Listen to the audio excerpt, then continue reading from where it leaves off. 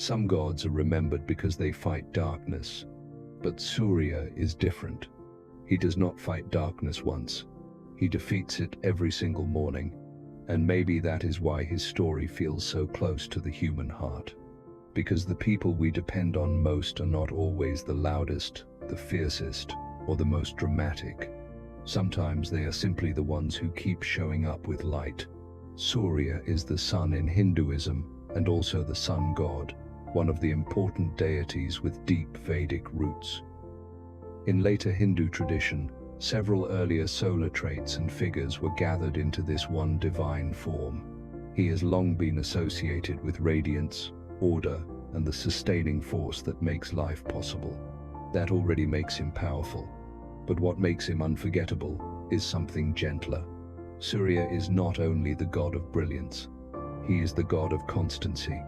He is not remembered because he appears once in a crisis and saves the world in a single flash of glory. He is remembered because he returns, again and again, without applause, without rest, without asking whether the world has earned another sunrise. And that is where his story becomes more than mythology. It becomes emotional truth, because some forms of love do not look like drama. They look like consistency.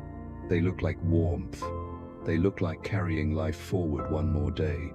In Hindu iconography, Surya is often shown riding a chariot drawn by 7 horses, with Aruna as his charioteer. That image became one of the most enduring ways of imagining him, and it is echoed in major sacred architecture such as the Sun Temple at Konark, which was designed as Surya's stone chariot with great wheels and horses. Just imagine that image for a moment. A god crossing the sky every day, not wandering, not hesitating, not losing his path. The sun moves, and because it moves, crops rise, rivers shine, bodies wake, time begins to mean something. That kind of power is easy to overlook because it is so faithful. People are often dazzled by the rare and the explosive, but life itself depends more on what is steady than on what is spectacular. And Surya is steadiness made divine. That may be why he was so important in early Hindu religious imagination. Britannica notes that Surya was already significant in the Vedic world, and later Hindu history preserved him as a major deity, even if, in modern practice, he is less central for many Hindus than some other gods. He also remains widely invoked, and the Gayatri mantra recited daily at dawn by many Hindus is addressed to the Sunday. But that still is not the most moving part of his mythology, because Surya is not only about the sun in the sky. He is also about what happens when radiance becomes too intense to bear. One mythic cycle associated with Surya tells of his wife Samjna, who could not endure the full force of his blazing presence. In that tradition, she leaves behind her shadow, Chhaya, and withdraws, unable to remain close to that unbearable radiance. Later, Surya's brightness is reduced, and reconciliation becomes possible. This story is preserved in later Hindu mythic tradition, rather than as the only or universal account of Surya, and that part of the story is unexpectedly human, because it suggests that even light can wound when it is too fierce. Even goodness can become difficult to live with if it does not know how to soften itself. Even love can fail to stay near another heart if it burns without measure. That is such a beautiful twist inside Surya's mythology. The sun god is not only glorious, he must also become bearable.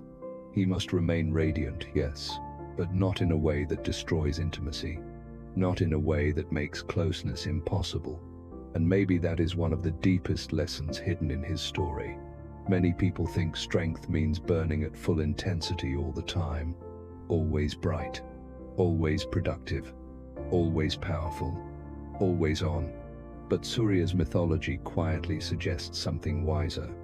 Light is holy, but light must also know how to nourish. If it only overwhelms, it cannot truly sustain. If it cannot be approached, it cannot truly warm. That makes Surya feel different from many other divine figures. He is not just the symbol of force.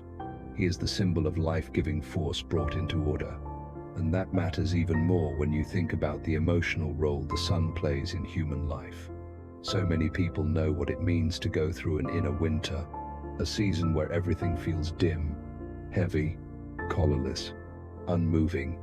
And in those seasons, what saves a person is not always a miracle.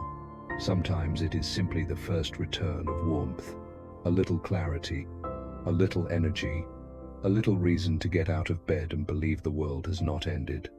That is why Surya does not feel distant. He feels daily. He belongs not only to epics and temples. He belongs to dawn, to the body, to the fields, to time itself. His cultural memory remains visible in sacred spaces too.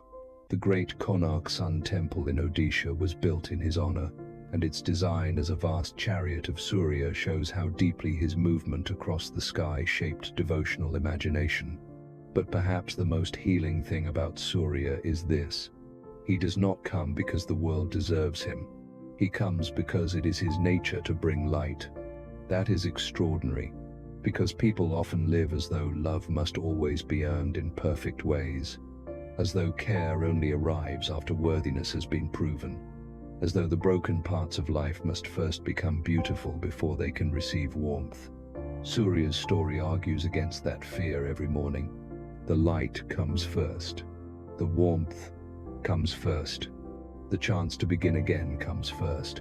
And maybe that is why a sun god matters so much. Not only because he is bright, but because he embodies renewal without resentment. Night falls. Still he returns. Clouds gather. Still he returns. Human beings forget gratitude. Still he returns. There is something almost sacredly parental in that. A kind of care that does not depend on being thanked. And that may be the emotional center of Surya's story. The world does not survive on brilliance alone. It survives on faithful brilliance. It survives on light that keeps coming back. That is also why his symbolism reaches beyond religion into something almost universal. The sun marks rhythm, direction, awakening, labor, harvest, and hope. Surya becomes the divine face of the truth that life needs pattern, warmth, and return.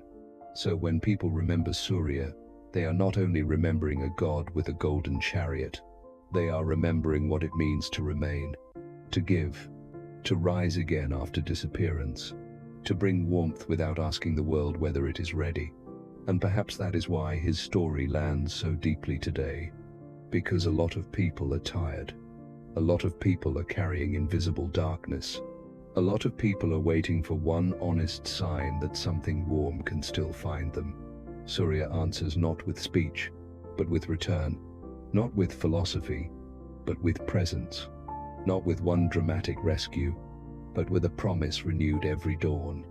I am here again. You have another morning. Begin. If this story stayed with you, tell me in the comments what part touched you most deeply. And especially, leave a comment sharing which god you want me to make a video about next. Your choice might become the next story on this channel.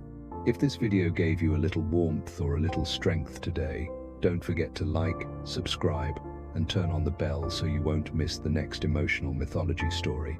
And if someone came to your mind while listening to Surya's story, send this video to them too.